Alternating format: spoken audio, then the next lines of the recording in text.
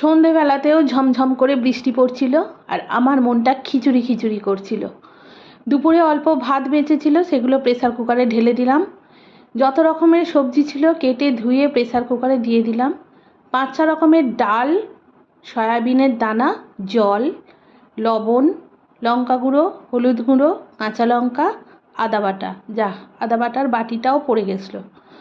সব একসঙ্গে দিয়ে হাতায় করে নাড়াচাড়া করে গ্যাসেতে 5টা সিটি। শুধু খিচুড়ি তো আর খাওয়া যাবে না, 3টে মিডিয়াম সাইজের ইলিশ এনেছে, সেগুলোকেও ধুয়ে নুন হলুদ মাখিয়ে 4 পিস ভাজতে দিলাম।